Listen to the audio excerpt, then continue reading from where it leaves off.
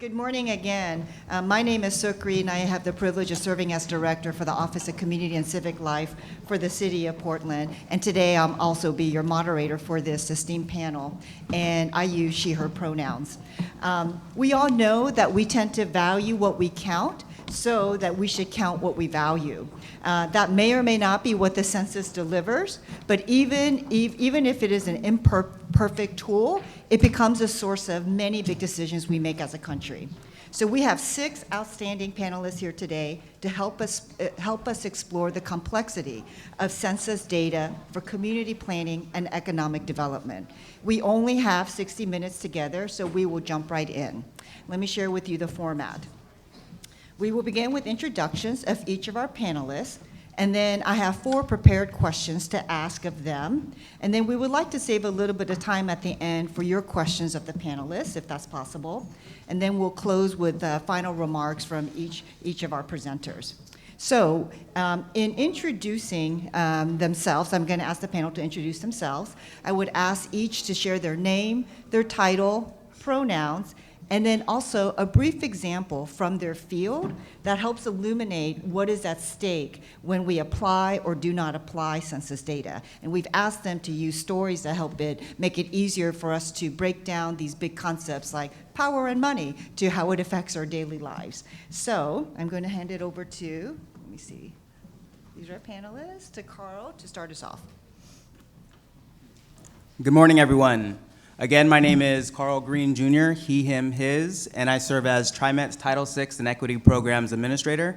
So for the folks in the room that may not be familiar, TriMet is a regional public transportation agency serving Multnomah County, Clackamas, and Washington counties, and our service district is about 533 square miles where we provide bus, MAX, or light rail, paratransit, and commuter service for our constituents. So I first would like to take a moment to reflect on the current year, which marks the 55th anniversary of the Civil Rights Act, as well as the movement that led up to this landmark legislation being signed into law. So it gives me a tremendous sense of pride, commitment, and call to action to being able to continue on with the goals and efforts of the civil rights movement and being able to ensure that the civil rights of the communities that we serve are being represented and considered. So this is done by operationalizing our top tier and well-respected Title VI program, as well as environmental justice principles throughout our entire agency. It's about achieving and continuously working towards transit equity. As you can see behind me and behind the other panelists' heads, I should say, you can see what transit equity is trying to achieve and how do we look at Title VI and environmental justice to get us there.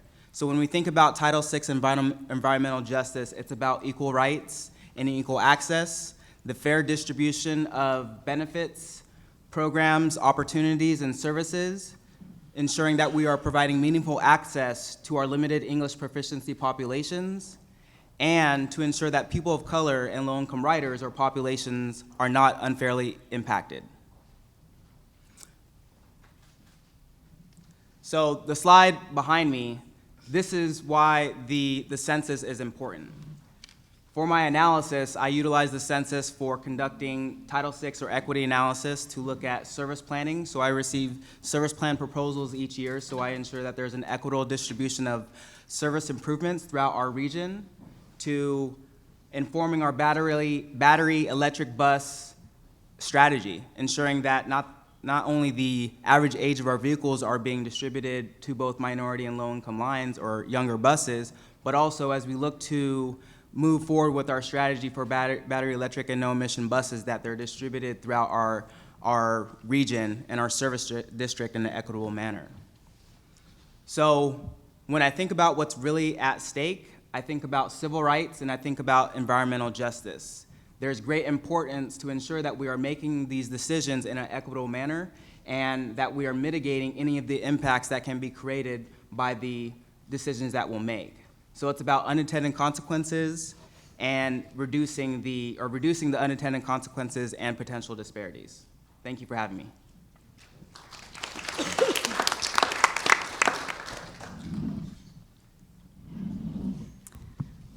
Hello, I'm Nikki Hart-Brinkley. I work for the Rogue Valley Council of Governments in Southern Oregon, and I do geographic information systems for 2 metropolitan planning organizations across 2 counties. And one of the things that I do is similar to what Carl has just described, in that we look at the demographic profiles across our count. Oh, there we go. And all of the statisticians in the room are about to start wiggling uncomfortably. I'll get to this. This is an oversimplification of the very detailed work that you do. But one of the things that we do is we weigh different transportation projects, be they transit-oriented, be they adding, significant laneage to an existing road. And we weigh all of that within the context of Title VI and environmental justice. So anytime you have a project that falls within an area where underserved populations live or work, those projects are going to get weighted heavier than a project that does not include some of those populations. And what you're seeing behind me is a pretty commonly used table from the U.S. Census weighing poverty over the last 12 months, and this is ACS 5-year data. And what I'm showing here, and what I realize you can't see too well, is in black I'm showing the estimates for all of the people living under the poverty line in that tract. In orange, what you're seeing is the margin of error for that estimate, and some of them are very high. Particularly in Jackson County, we have a lot of rural areas that are really difficult to count. And so in the southwest corner, I've got an example. The estimate for people living below the poverty line is 716, but the margin of error is 392. So when a layperson, statistician like me, looks at this and tries to make sense of how I can use this data, or if I can use this data, I look for ways to express that to the communities that I serve. And so what you're seeing here in blue is the lighter the blue, the more reliable the data is. The darker the blue, the less reliable. And this is a very simple way of measuring that. But it is something that we have to be thinking about when we're looking at these data tables. What really can be used reliably and what can't, and how, as planners, can we understand census data to make better informed policy decisions. Oh, whoa, not you yet, sorry. Yep. It's not your turn. Just another second. So this is something that's really interesting to me. We're working with a lot of structured data tools right now and exploring how these new technologies can augment what we do as transportation planners. And so what you're seeing here is origin and destination travel in Southern Oregon, and that information is taken from your phones. However, it's augmented with ACS data. So the personal information that's being collected from your phones is limited in what it can be used for. So what this particular company has done is it has married those origin and destination trips with ACS data. So it's a really cool way that private and public entities are coming together to use these data forms in new and inventive ways to improve transportation planning.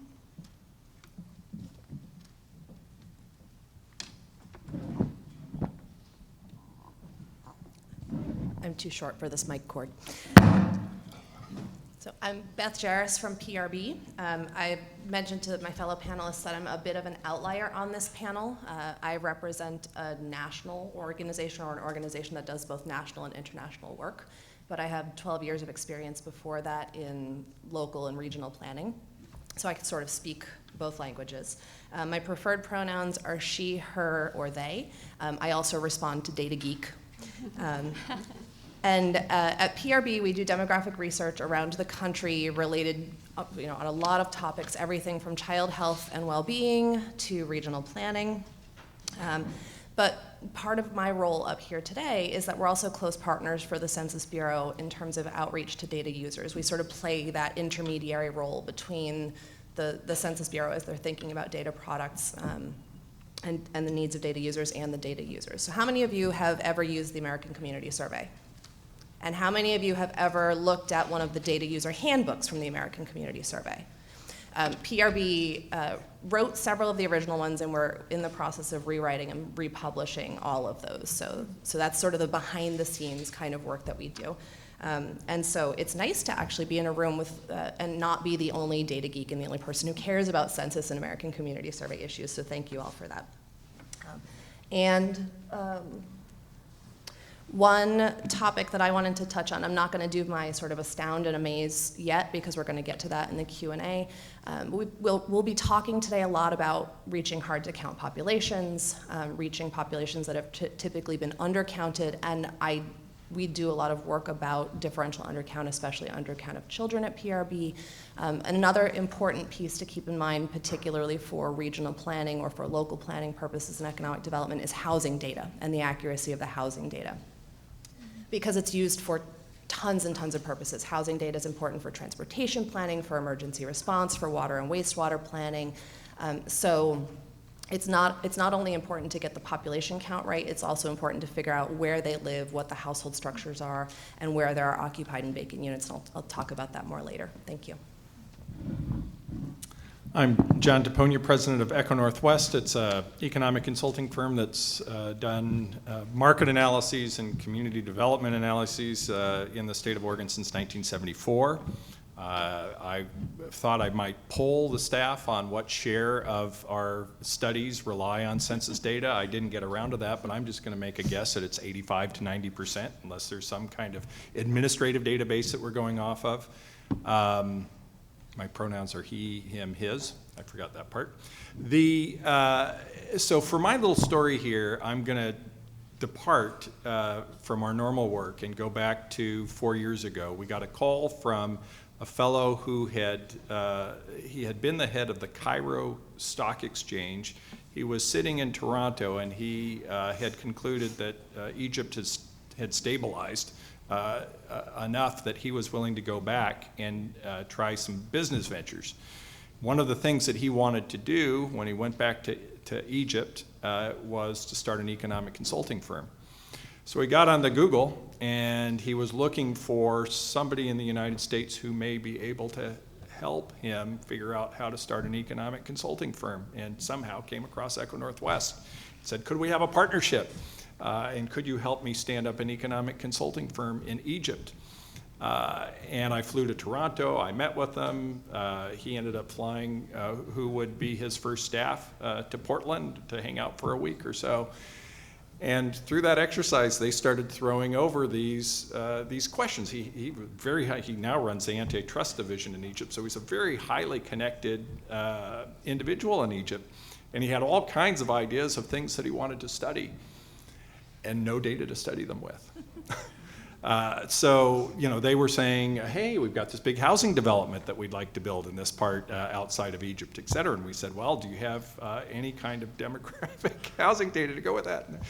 Like, no. How about a kids' amusement park? No. How about a cement factory? No, et cetera. I mean, it was like one proposal after another.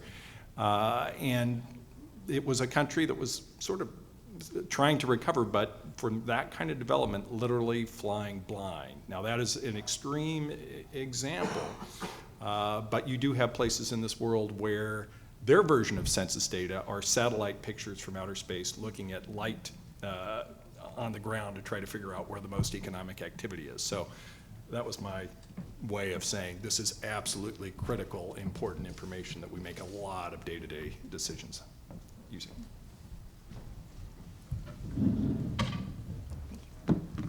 Hi, I'm Amy Vandervliet. I like she, her, and also data geek. I'm going to borrow that forever. I respond well to all three of those. I'm an economist, a labor market economist with the Oregon Employment Department, and I and my colleagues field dozens, so I'm a disseminator of census data, and we field dozens and dozens of questions every week from customers from the governor's office to economic development to education, private businesses, local workforce training boards, a gamut of customers, and the range of questions is amazing. And a lot of those questions we can answer with the data that we produce in-house, which is labor market data, which is the unemployment rate and job growth and things like that. But many of these questions can only be answered using census data. And I am really passionate, as are my colleagues, that we provide the most accurate and robust and quality data we can to our customers so that they can go back to their customers, to their boards and executive team and their employers and employees, and they can have data-informed conversations around policy or funding or what have you. Another part of my job is describing the economy, which goes forward. There we go. And again, I rely a lot on the data that we produce in-house and with our partner agencies, but I will almost always include census data when I'm trying to describe an economy because it adds so much more perspective and depth and granularity, in this case, to a conversation about the economic conditions of an area, be it state, national, metropolitan area, or down to the county level. But my shock and awe example is a lot of policy and funding decisions and conversations occur maybe all the way down to the county level, maybe not, but the county level data doesn't tell the whole story. And this is a case in point where it's really important, and this is census data, that that you dig down deeper below the county level and you'll discover some very stark and I would argue very important differences. And in this case, it's median household income. This is this is the city of Portland, but you could also call it Multnomah County. This story would be very similar. If you look at the median household income in Multnomah County, it's $71,000 a year. That's the third highest in the state behind Clackamas and Washington. But if you were to divide a line in the county or in the city, say 82nd Avenue, and you looked at the income west of that, that would be $105,000. If you look at the income east of that, that would be $65,000. And if you go all the way out to Gresham, their household income is $55,000. So all within one county, that 71,000 figure, you have 55,000 in Gresham, and you have 105,000 in West Portland. And that's pretty astounding. And that's important information because if I'm a grant writer from Gresham or from East County, and I need to make an argument for need in my community, I can't use county level. I mean, if I have to use county level data on my grant application, I'm going to put that $71,000 down, and I might not get that grant, but I can use data from the census to make a solid argument for a need in my community, and maybe add an addendum to the end of the grant, or if it's not a grant, it's policy discussions, whatever, using sub-county level data to make a credible argument for need. And that's where the census data, I think, can come in, can be immensely valuable.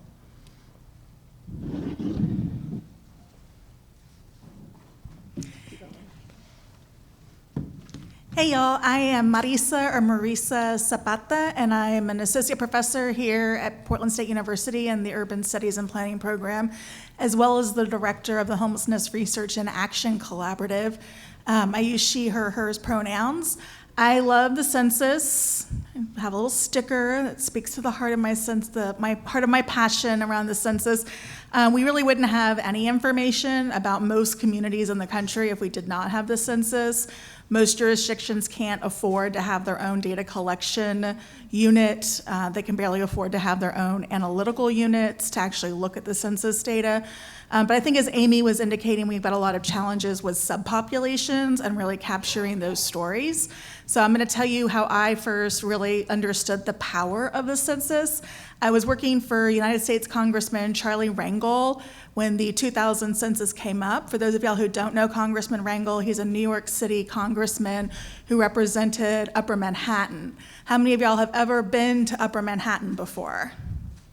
All right, so racial, ethnic makeup of Upper Manhattan.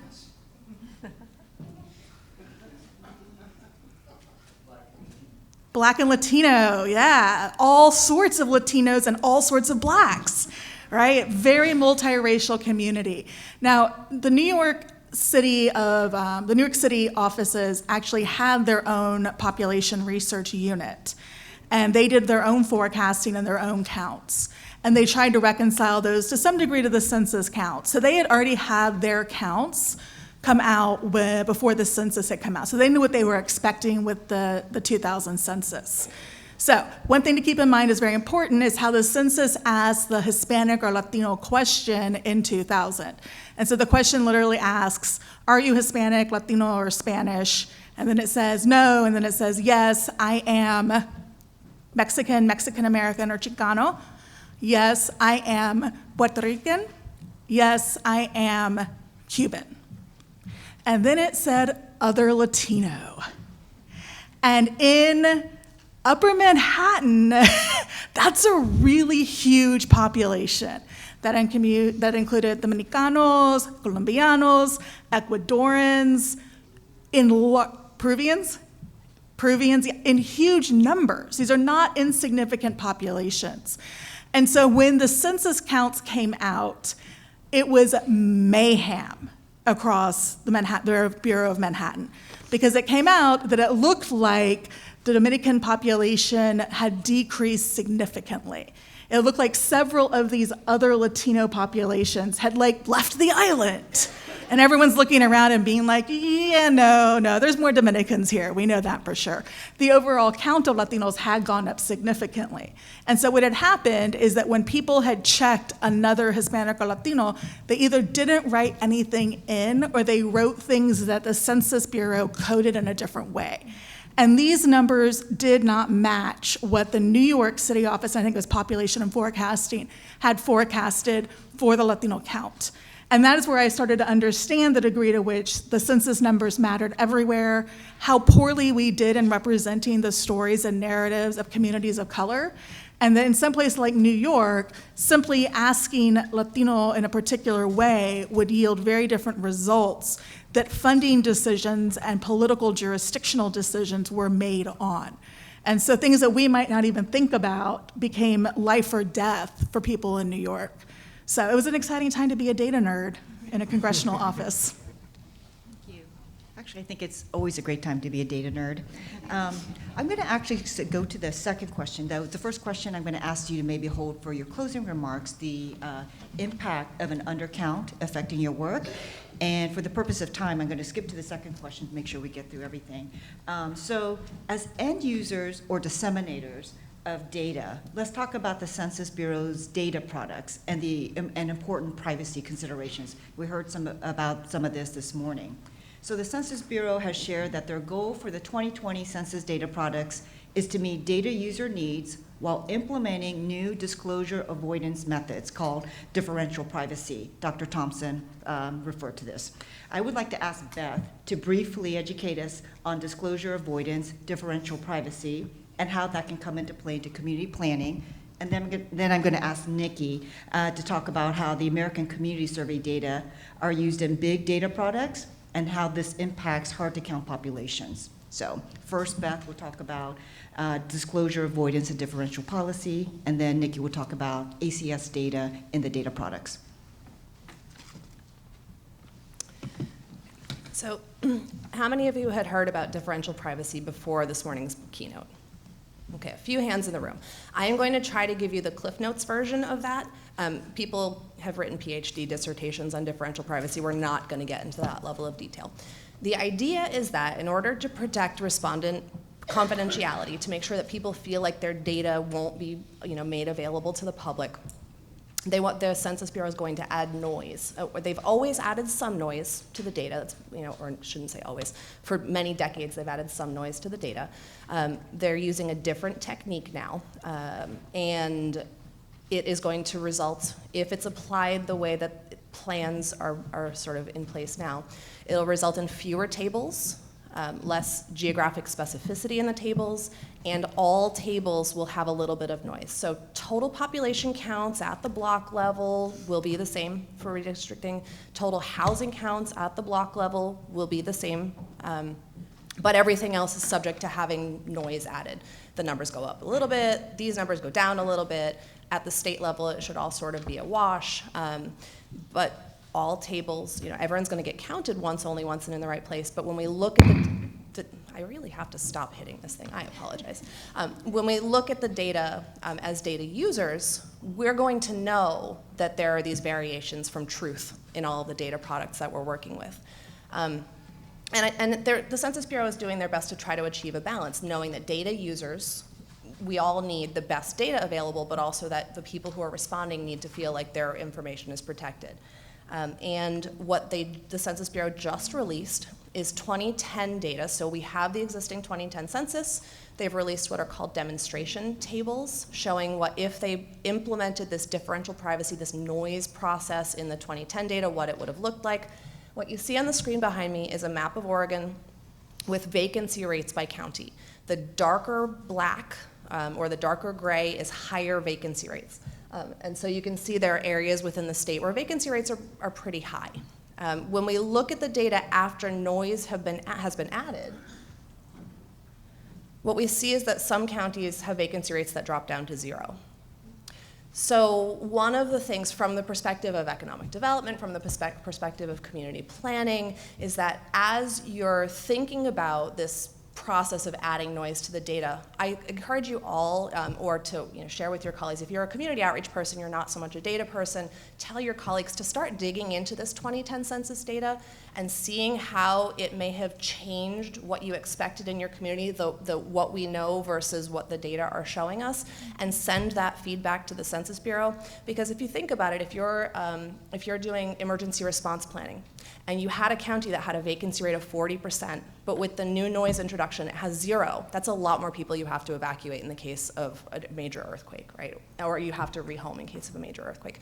And so these things that seem really technical, that seem really like in the weeds of the math, have real world implications, particularly for the kind of work that everyone in this room is doing. So this is my astound and amaze, but I saved it for now.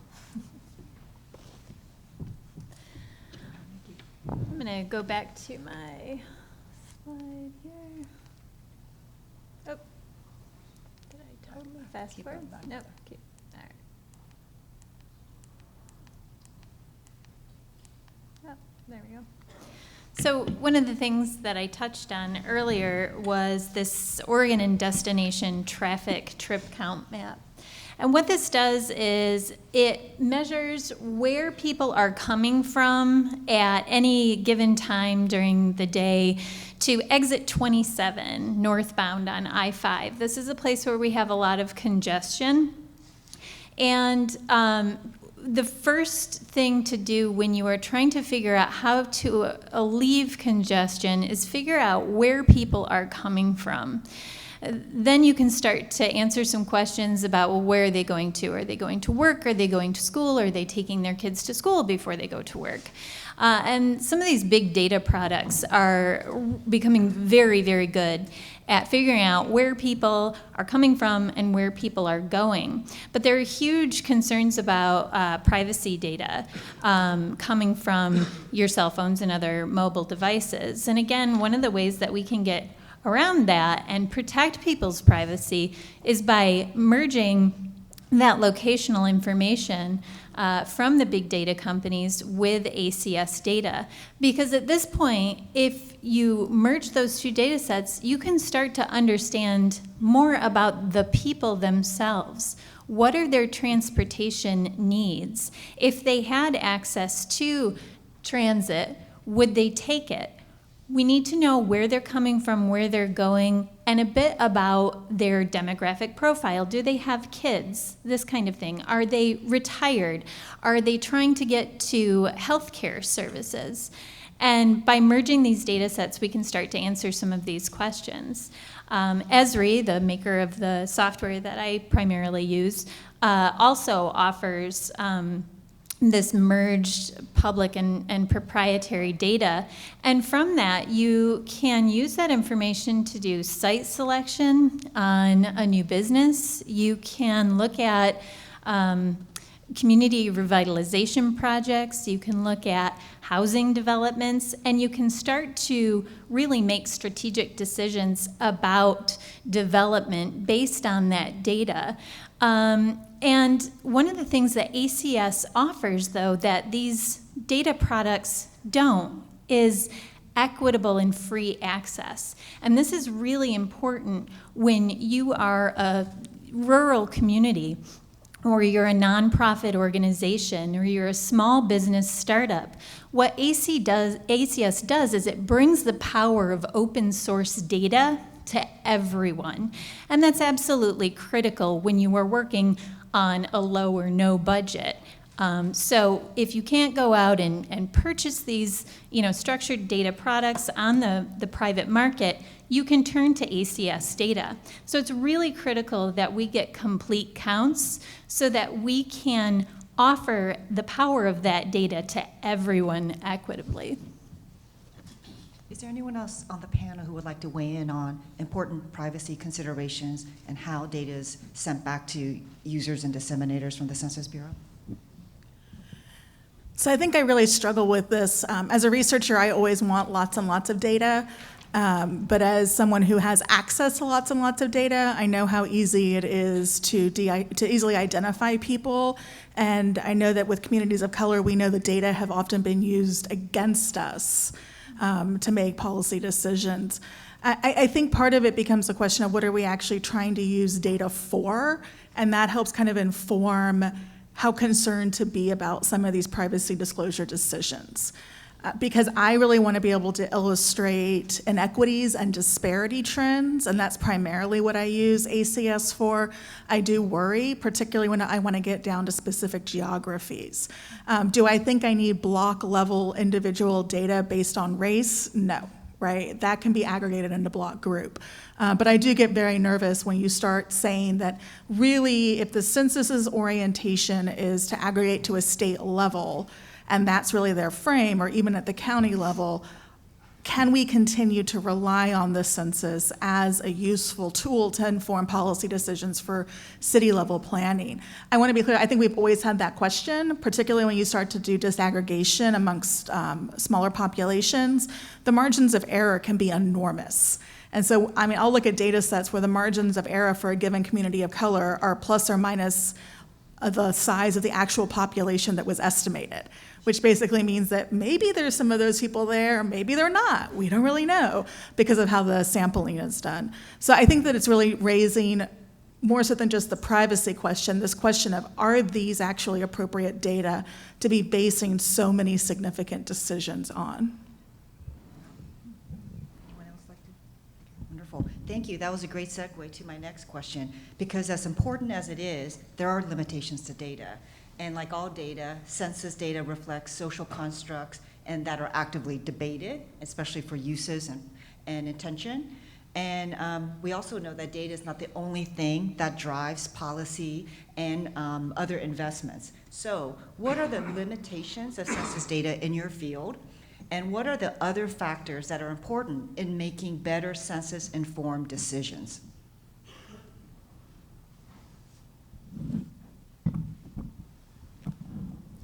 So an example of a limitation of census data is being able to identify limited English proficiency populations with a high degree of accuracy and with confidence.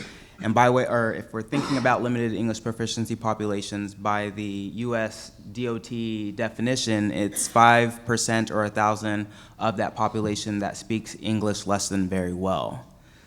So, as far as this being a limitation, it's due to LEPs being hard to count populations, as well as the recent changes in the language data in the census and as well as the American Community Survey. So the prescribed methodology put out by the US DOT is to work on or to develop a 4-factor analysis which looks to assess the number or proportion of LEP populations within a service area or within or that you encounter.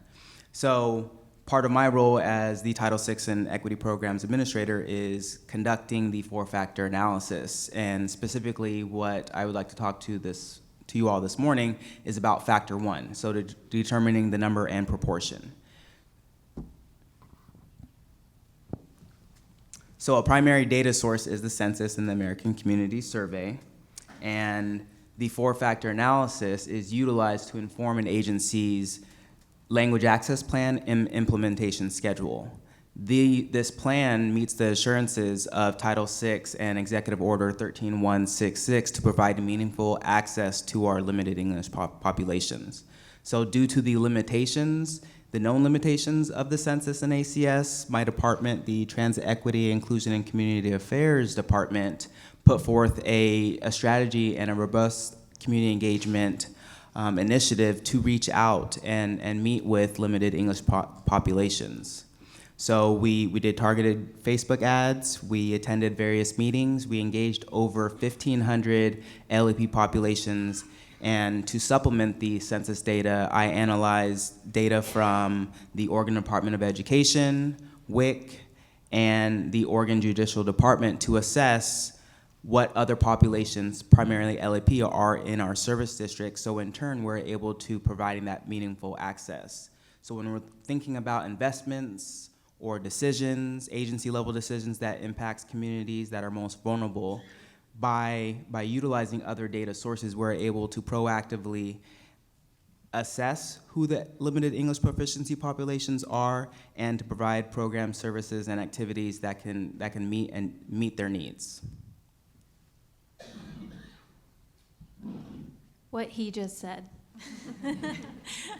I can only echo really what you've just said, because I face a lot of the same challenges as the data person for our Title VI and environmental justice programs for 2 MPOs. And our MPOs are in Southern Oregon. Like I said, we have a lot of rural communities. We are also homogeneously very white. And so the sample sizes of our racial and ethnic groups are really small.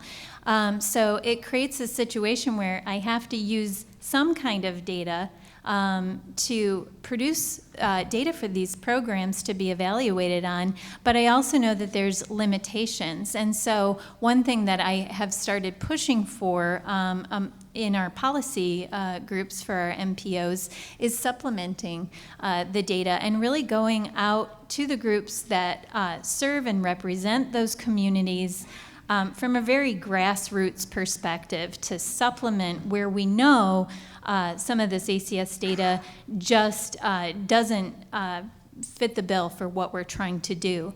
So again, just being really careful with the data tables that we use, making sure that we're using the largest geographies that we can use to answer the question, and developing ways for people like me to be able to look at the data and assess whether or not the data is usable. Again, my earlier oversimplification of looking at reliability of data sets is an effort for people like me to try to assess the reliability without that really solid background in statistics. So always looking for new ways to make sure that we're using the information correctly and then supplementing when we need to. Yeah, so extending on both of those, the ability to complement and supplement census data is expanding every month almost, with the ability to store and to process bigger and bigger data sets. One of the most recent examples would be the Oregon Health Sciences University has partnered with the governor's office and the governor's children's cabinet on something called a child integrated database. That goes back to the year 2000 and links children born in the state of Oregon to their birth certificates and follows them through all the major health, human service, education programs that the state has administrative records for. So it does give you an opportunity to get at sort of a very granular level and pulls in all the privacy concerns that Marisa was referring to all at the same time. So it has to be handled very carefully, but it is a tool that in sort of collaboration with census data can help you get down to a much more granular understanding what's going on in a community. I would also say, and both the speakers have talked about this as well, that there is nothing short of actually getting out into the community and disclosing what you found through your administrative and census data and getting reactions to it to see if it reflects their understanding of how community conditions are playing out. And I would add and echo, data geek alert, margin of error. So if a customer asks me how many left-handed Asian American males with an associate's degree lives in the city of Canby, I can probably get, I'm exaggerating, I can't get that, but you can get some really detailed data, maybe not through the main site, but through IPMs. But like Marissa said, sometimes the margin of error surrounding that number is larger than the number itself. So I usually try to caution the people when I disseminate the census data about this concept of the margin of error. Many are not familiar with it, but just because I say 4.2, and the decimal point's important there, doesn't mean it's the exact number. It's an estimate, and sometimes it's a very fuzzy estimate. So not to put too fine a point on a number or an estimate. And also there's a distinction, I believe, between a data-driven conversation and a data-informed conversation. So context is important. The number might not be the end point of your conversation. It could be the starting point of your conversation. And there's, quantity and quality of the way you approach a question with numbers and with anecdotes and with supplemental databases and going out and talking. You don't want to tell the educational community this is the number and have them just base their training decisions on that number. I mean, there needs to have conversations with employers and with constituents and with students and things like that. So the number is not the be-all and the end-all, and I say that as a data person.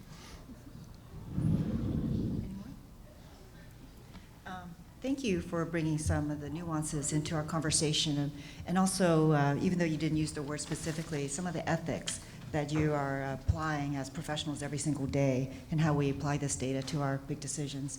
How can public leaders also use the census data decade over decade to understand larger patterns of fairness, equity, and social inclusion, civil rights, environmental justice, transit justice? That's been come up several times, not only on this panel, but this morning. So if everyone could share, how can public leaders use census data decade over decade to get to a more fair, equitable, and socially inclusive community? So I got into this a little bit before, but I do think that this is where trend analyses and demonstrating disparities becomes essential. I think that is where we can really have data-informed conversations to help us understand where we should be prioritizing public resources and public dollars. One of the things I've been talking to people about is to actually stop showing medians that speak to the entire population. So a lot of times you'll go to a presentation and someone will say, the median household income is $71,000, isn't this great? Well, I work on homelessness and nobody's making anywhere close to that. And so in addition to allowing the narrative to kind of paint an upward trend for the entire region, it's been not capturing the very real lives that many people in Multnomah County and across the region actually face. And so I think it's both thinking about how elected officials are actually using data to deploy arguments, and then how they're actually lifting that data up, and then how then it is actually part of our public policy making and decision making. If I had my way, our entire city budget would be driven by disparity indicators, right? Because we know that there are serious disparities that people are facing, and if we collected our public policies around those disparities, we would have a radically different expenditure pattern than we do now. And so I think that both for advocates and elected officials themselves, there's a real rich opportunity when you highlight trends and when you highlight actual disparities that have been going on since the beginning of the census.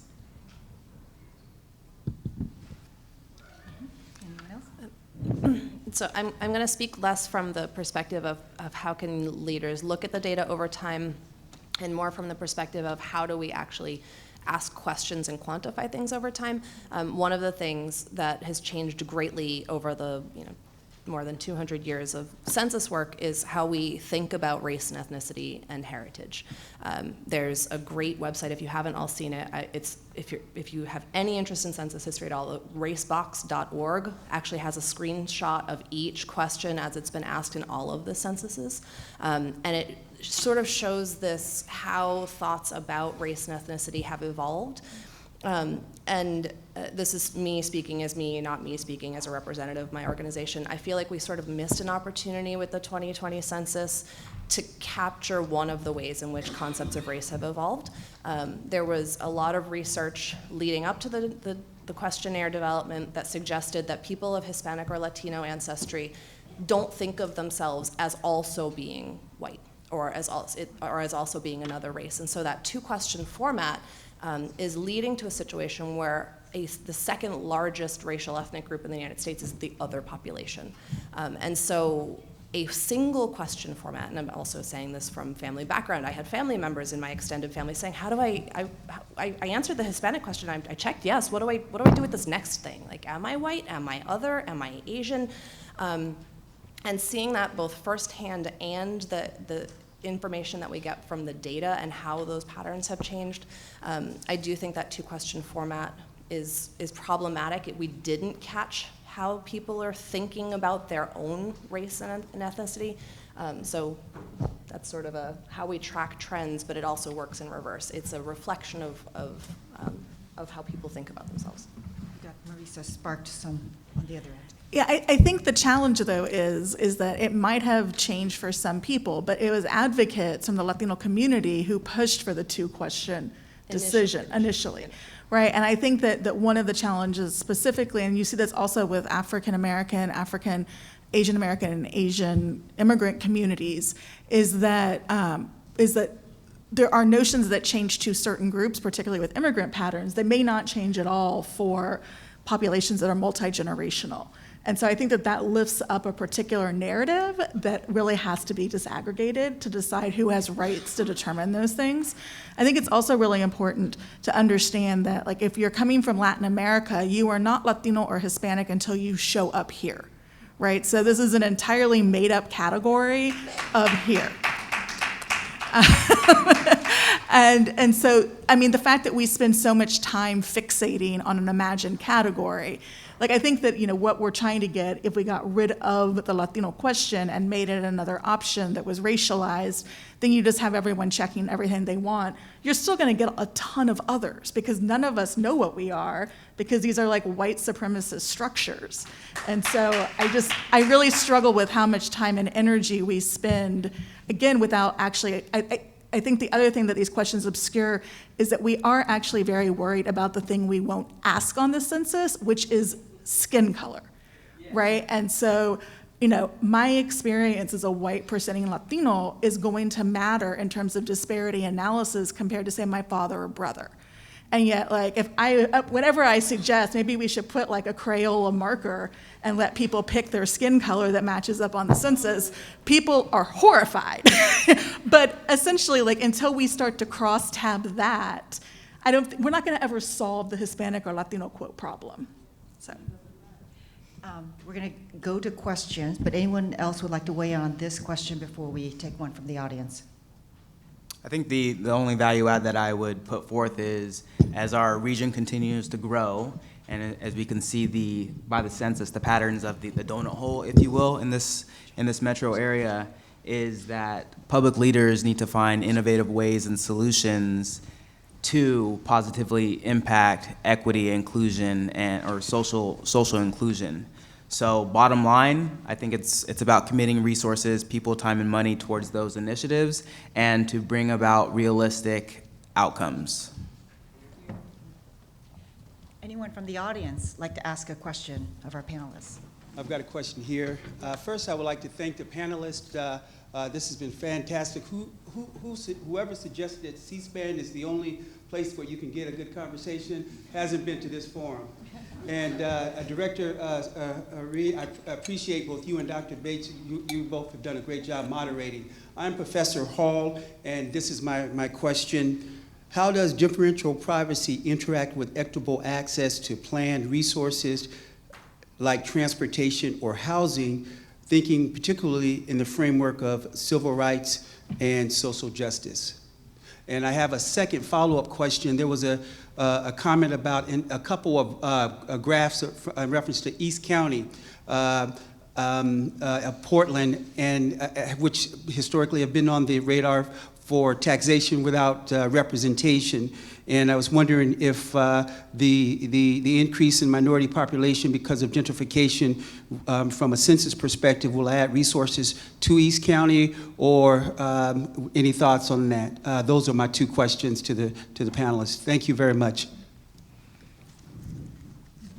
So with respect to differential privacy, that is one of the concerns, because total population will be held constant, but the racial and ethnic characteristics will not. And so that's one of the things that researchers all around the country are looking at now, is really digging into the data and seeing, if we look at the 2010, how much noise was added, and does that change the questions of, would we have come to a different Title VI determination for this community that they were getting adequately served if we had the noise-infused data? And I think the jury's still out on that. There will be a workshop held at the National Academies December 11th and 12th. It'll be live streamed. You'll all have to wake up at 6 o'clock in the morning if you want to watch it. But they'll be trying to dig into those kinds of questions. The early response, or the early data we've seen, is that the noise does tend to lead toward communities looking more homogenous, so that it might affect Title VI analysis. It's entirely possible. So in regards to East County, this can touch on the hard-to-count population issue when it comes to the census, because East County is incredibly diverse. Rockwood, crazy, has 60 different languages. Half of the population in Rockwood is of an ethnic minority, or I can't even say minority in that case. So it's critical that these folks are counted, and insofar as, when you're talking about resources and census resources, it's adequately or equitably distributed based on the demographics and socioeconomic needs. I don't know how that happens. I'm giving out the data, and I'm making people aware that these are important conversations to have, especially below the county level. So that would bolster the heart. Let's get out there and really focus on the hard to count population. Any other? Are there any other questions from the audience? Yes, thank you. Wayne Coffey, Portland Public Schools. We, a few years ago, had an opportunity to take advantage of something called new market tax credits, which related to trying to find school attendance areas that were maybe underserved and capture that. The challenge was that the data we had to use was census tract data, and it just doesn't happen to align very well with our attendance areas. So we would have, say, 3 different census tracts overlapping with the school attendance area that we were focused on, that we had a pretty good idea would have qualified, but there was no way to show that, simply because trying to disaggregate that any further bumped the COV of the analysis up. And we attempted to try to use some ancillary data that we had, or some other ways to do it, and they just wouldn't accept it. They were pretty strict about in this case, the census tract data, which honestly wasn't very good to begin with, but they were willing to accept that. And I'm just wondering if anybody here has encountered something similar and come up with ways to sort of work with when you have your administrative areas that don't really line up so well with census data, and how do you fix that? Who would like to start? So I can speak to this from a transportation perspective. So right now, well, over the past 2 years, I've been helping to build a new transportation model for Southern Oregon, and we have, it's almost 3,000 micro-analysis zones. And these are tiny little neighborhood areas that do not conform to census boundaries. And one of the biggest challenges was trying to figure out how to take all of the census information for that whole 1,000 square miles and assign it to these little neighborhood areas. And so what I did was I tried geo-enriching those non-standard boundaries using Esri's geo-enrichment process. And, from the surface, it worked beautifully. It was wonderful. The numbers looked great. And then I really started to dig into it and really realized that it just couldn't be used on that small of a geography. So as far as the demographic information is concerned for that, it's fed into a population synthesizer. And so it goes through all sorts of processing to get that information aggregated correctly. But one of the things that we did instead of using housing data was we developed a parallel methodology for figuring out how many houses of which type are in every MAZ unit. So it was, again, turning to a different source of data. And for our purposes, that will work. But as far, we don't have a regulatory standard that we have to follow for it. It's just the best available. So I agree what you're describing is a huge challenge, especially when you're working with those non-standard boundaries. So if anyone else has a suggestion, I'll pass it along. If only our issue were just to get a complete count. Even as hard as that is, now that seems very simple, just getting the complete count. But that is our next task as a collective community to do so. I'm going to ask our presenters to share with us their final thoughts, and we'll start from the panel from Dr. Zapata and then with Mr. Green on the importance of a complete count or an undercount in their work, or anything that they would like to share as a result of the conversation we've had thus far. So I am picking other. I'm also here as a representative from the Homelessness Research Center here at Portland State, and it's probably useful to know that in the years that I joined work on homelessness, I was talking a lot about the Homelessness Management Information System, the point-in-time count, the Department of Education data about homelessness, and never once did anyone ever mention the census count on homelessness. Which pretty much tells you how useful it is, because the first question on the list is basically how many people live in a predefined structure, right? And it's house, mobile home, and apartment. So the census is not fundamentally about counting people who are houseless. It will do something, and nobody will ever talk about it. And also they did some really dumb things to start with that makes us all suspicious. Like by trying to visually identify people they decided who were houseless and doing experiments on what it made it look like someone might be homeless.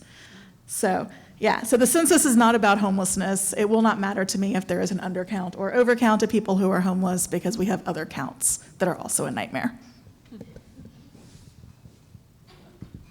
Amy, we'd like to take every panelist, your closing thoughts. Yeah, the hard to count. I'll bring up an example. I work closely with our local workforce board, Work Systems, and their mission is to coordinate and plan and fund workforce training programs throughout the region. And one of their 3 areas of focus is youth. And their goal is to prepare that every youth in the region is prepared for either higher education or a career. And to do this, they need data, and they need data on the youth. What kind of, do these youth have jobs? Are they in the labor force? Are they in education? They need data so that they can fund their and prioritize and develop their training programs. And then they can also get support, both financial and otherwise, from their public and private sector partners. So the census can give you, and it does give you, and years ago we pulled data on these opportunity or disconnected youth to provide it to work systems so that they can go out and develop their programs for workforce training. And Echo Northwest in subsequent years have added a lot more depth to that data. So in as far as these youth, some of the population of this youth is hard to count, that could potentially result in a reduced level of funding, a reduced level of education about what's necessary and what's needed and what's out there and what services. So a reduced and possible misalignment of funding to a very vulnerable population in our area. So I would just think about 2 major legislative acts that were passed in the last session and how they relate counting things correctly. One of them being the Student Success Act, which is going to put $1 billion a year into schools, $200 million of that into early childhood education. Children under the age of 5 are notoriously hard to count, and among the most undercounted populations. It is also an area where we don't have wonderful administrative data in the same way that we do in K-12. So if we undercount that population, we will be spending the next decade with not very good guidance on where those investments need to go and what kind of gains and outcomes we're getting from them. So that would be one area. The other would be in a major housing needs analysis that the state has just commissioned in House Bill 2003 that is looking to create regional housing need forecasts. So sub-geographies within the state, but then within those geographies, how much housing needs to be built at different income levels. Well, if you don't really know what's on the ground now and who's living where, good luck doing a comprehensive, competent job in understanding how much needs to be built going forward. I would say that getting those numbers right and getting our housing policy right is sort of at the heart of all the work that Marisa is doing on homelessness. So two big pieces out of the legislature. What he just said. So the two things that I think are critical are issues of undercount, particularly undercount of young children, because if you don't get the count right, you're stuck with those data as your benchmark for the subsequent 10 years. And I will say that there are several groups around the country working on this. PRB is one of several, and there are some web mapping applications. So for those of you who are doing outreach, if you want to find out where hard-to-count communities are located, if you have a focus on child-specific hard-to-count, if you have a focus on a particular racial or ethnic group or language-speaking group, there are mapping applications to help you figure out where those neighborhoods are so you can target outreach for those. The Census Bureau will also be producing maps that are updated on a regular basis to tell you where their response rates are high and low so that you can be doing sort of changing your strategy about outreach on the fly as the census is going on. And then sort of switching gears on the housing side, I don't think it's a hard to count population issue. I think it's a differential privacy issue. That how differential privacy is implemented really may affect those kinds of policy decisions for the next 10 years. If vacancy rate and average household size are two really critical factors in looking at housing needs analyses. I mean, that's what states and counties and local governments around the country are using to figure out where there's high need. Part of it's also, they also take cost into account and those other things.